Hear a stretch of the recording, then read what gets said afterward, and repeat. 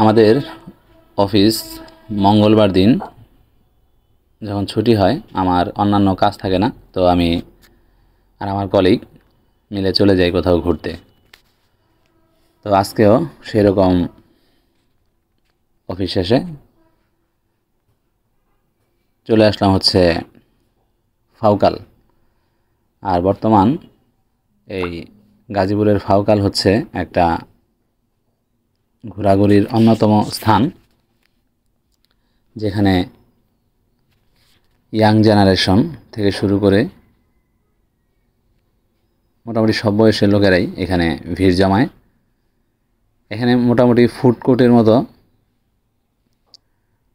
অনেকগুলা খাবারের দোকান তৈরি হয়েছে, যেখানে মানুষ গিয়ে বিভিন্ন খাবারের স্বাদ নিতে পারে আর কি। তো আমরা আসলাম, প্রচণ্ড ক্ষুধা লাগছে, দুপুরে খাওয়া দাওয়া কম হয়েছে, বিদায় খুঁজতেছিলাম কী খাই, বাট গ্যাস হয় এরকম খাবার খাওয়া যাবে না, একেবারে ভাজা পোড়া। তো খুঁজতে খুঁজতে আমরা প্রথমত এই যে এই মুড়িটা খুঁজে পাইলাম, এবং মুড়িটাও যদিও গ্যাস, তারপরেও মুড়িটা দেখে ডিম মুড়ি অনেক ভালো লাগছে, এবং মুড়িটা বানানো একেবারে নর্মাল, তেমন একটা মশলা ছিল না, খাইতে খুবই টেস্ট। ডিম মুড়ি 60 টাকা দাম। তো মুড়ি অনুযায়ী দামটা মনে হয় একটু বেশি হয়েছে, 40 টাকা হইলে, সর্বোচ্চ 40 টাকা হইলেও মানা যেত আর কি। তো 60 টাকা এটা অনেক বেশি হয়েছে, বাট মুড়িটা কিন্তু অনেক মজা লাগছে খাইতে।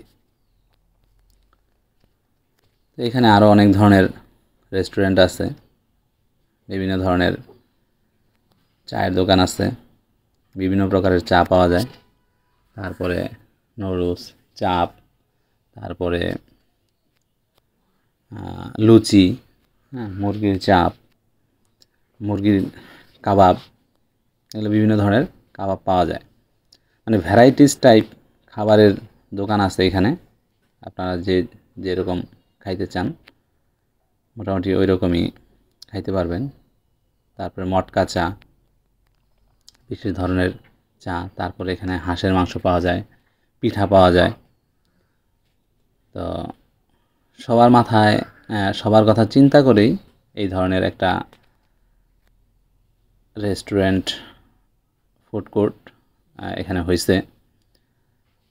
তো জায়গাটাও বেশ সুন্দর, সাজানো গোছানো, লাইটিং, এক একজন এক এক ধরনের লাইট দিয়ে সেটা সাজাইছে, আপনাদের গেলেও ভালো লাগবে।